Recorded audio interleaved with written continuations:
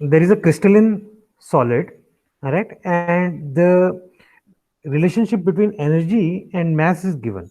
So energy is equal to h bar square k times 2k minus 3 divided by 2 times m. Okay, so essentially this is your energy band structure. If you make a energy band plot, this is how you will make, right, E versus K relationship. Okay, so the question is asking you, what is the effective mass of the electron in the crystal? Okay, so here in a problem like this, you need to remember that the effective mass, which is given by m star, is given by h bar square. Okay, and you have your double derivative of d square e by dk square. Okay, and that will be inverse relationship. Okay, now let's solve it. Okay, so first thing is we have to take the derivative with respect to k. Okay, the term h bar square is constant. Okay, and now the term 2m is also constant, it will come out. Okay, and what am I left with? I have a k and a 2k, so let me multiply this so that it's easy for us to solve this. So you'll get 2k square minus 3k is the expression here. Okay, I'm just multiplying k inside, so I get h bar square by 2m, and when I take the derivative, the first term I will get 4 of k and the second one is 3. Okay, so I get 4k minus 3 as my expression. So now I have to take the second derivative. So I take d square e by dk square. So I have to take the derivative of this function. Okay, so I have h bar square by 2m, and first expression I will get 4. When I take derivative with respect to k, it's 1, and the next one is 0. Okay, so I get h bar square, and there will be a 2 here, 2 will cancel, and I get divided by m. Okay, so that is my expression of d square e by dk square.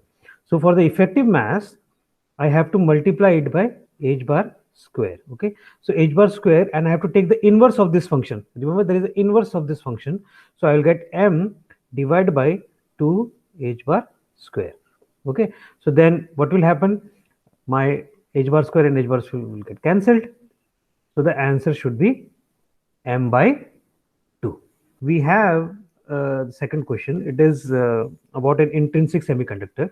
Basically, we have been given that the free carrier concentration is n. Okay, and given that you have a graph. Okay, and the free carrier concentration looks something like this, and you have the expression, one point is here.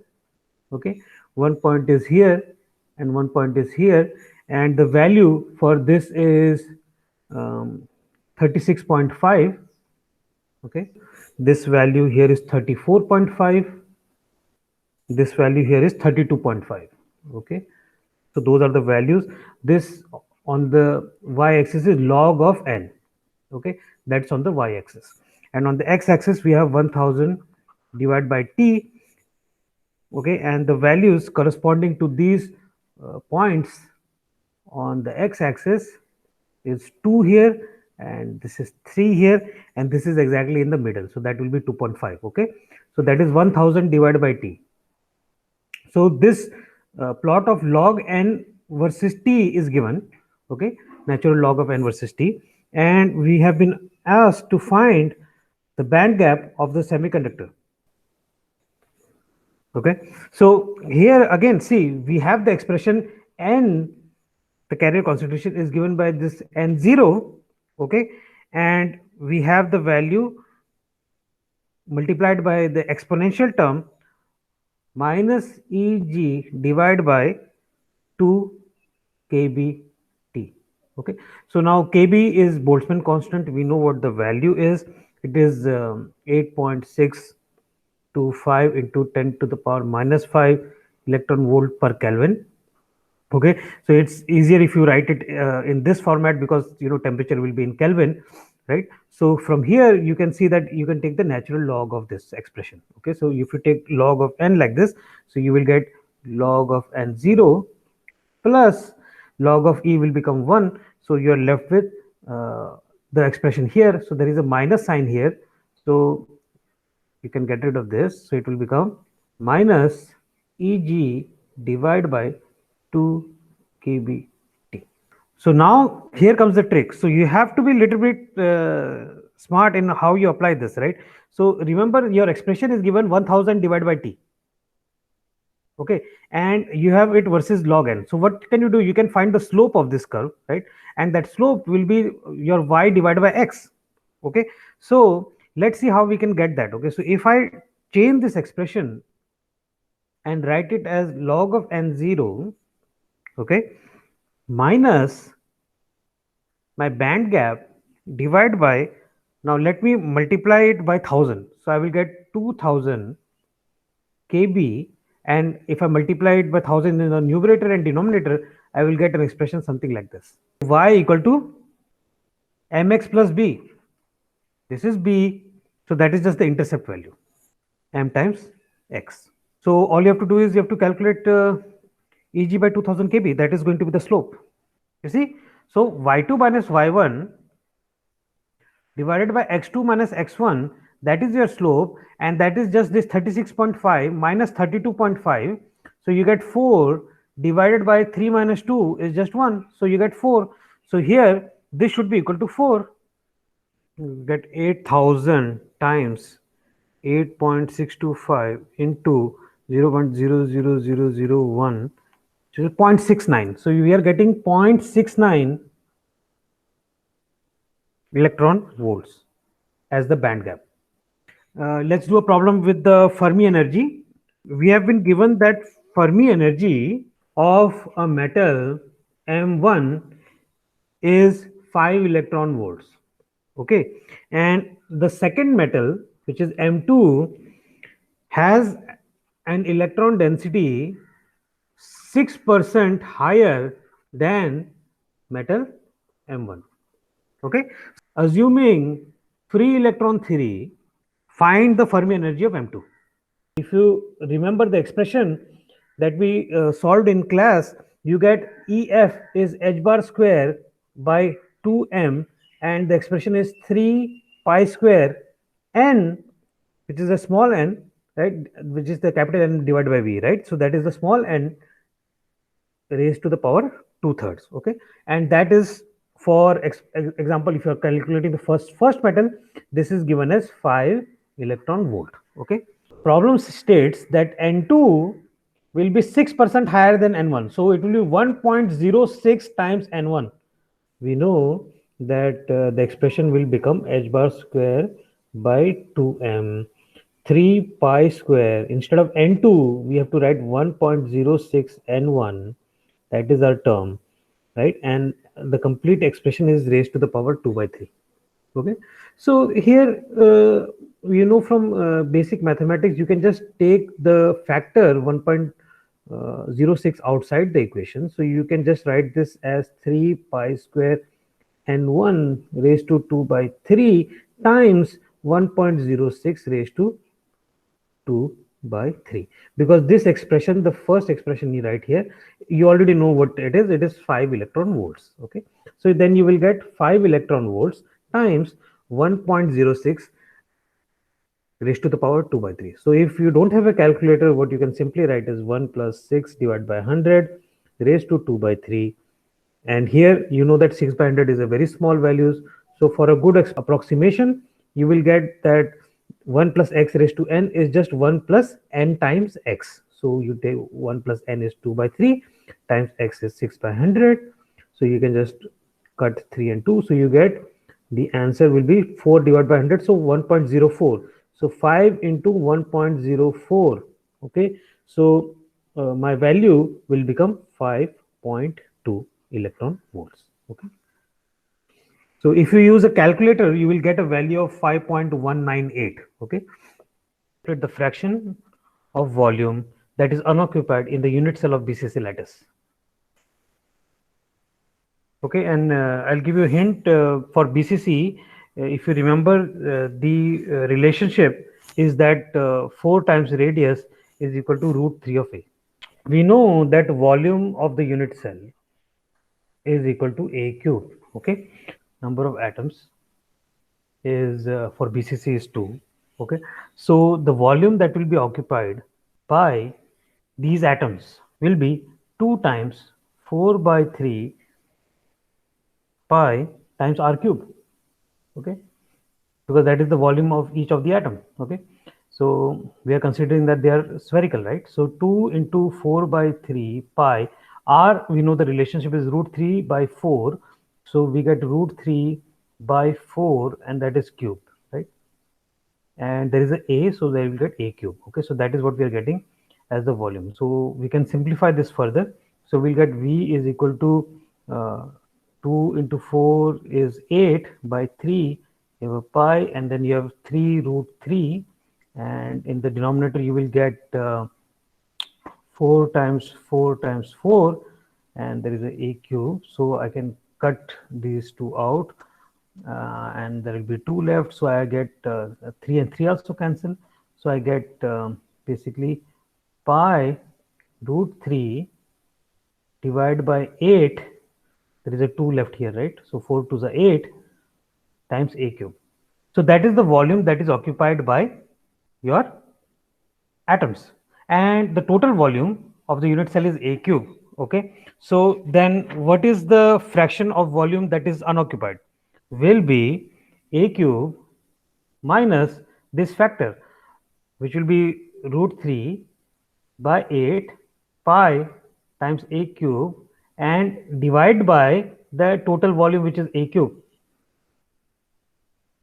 Okay, and a cube is common to all of them, so you will basically get you will get a 1 here. So 1 minus root 3 by 8, so basically you get 8 minus root 3 pi by 8. You should get 0.32, roughly about 0.32 is the answer. In the problem, it has been given that the density rho is 1.7 times 10 raised to 3 kilogram per meter cube. Okay, so that is the value of density. The volume of the sample is given as 4 times 10 to the power minus 6 meter cube. Okay, so we have been given the molar mass. Molar mass M is given as 24 times 10 to the power minus 3 kilogram per mole. Okay, so what we have to calculate is the number of conduction electrons in this bivalent sample. So calculate the number of conduction electrons in the bivalent sample. To calculate the number of atoms, okay, which is your capital value n.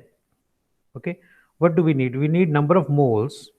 Okay, so the number of atoms is equal to number of moles times the Avogadro's number, right? So that is what we need. And what is the number of moles? Number of moles is small n is given by the total mass by the molar mass. Okay, and the total mass density times volume.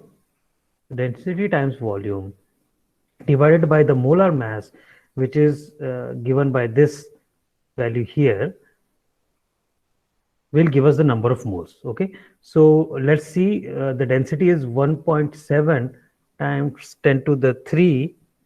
Okay, and we have the volume is 4 into 10 to the power minus 6, and I don't need to worry about the units, they are all SI units. And then I have to divide by your molar mass, which is again in SI units, so I get 24 into 10 to the power minus 3 here.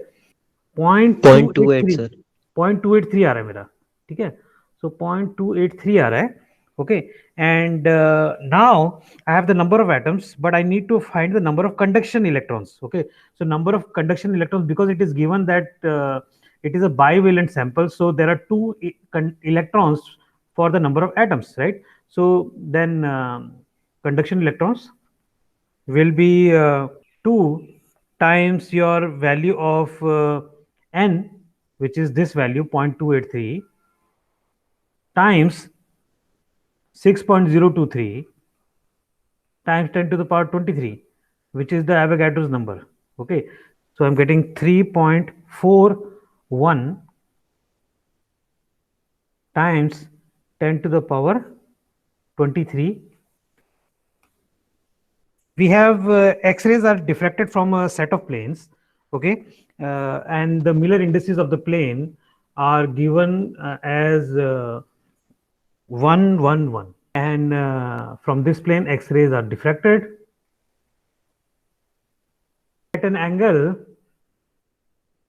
of 30 degrees.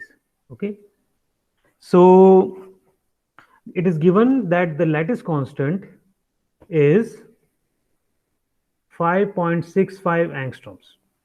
Okay, now we have to calculate the wavelength of the X-rays. 1.26 angstroms.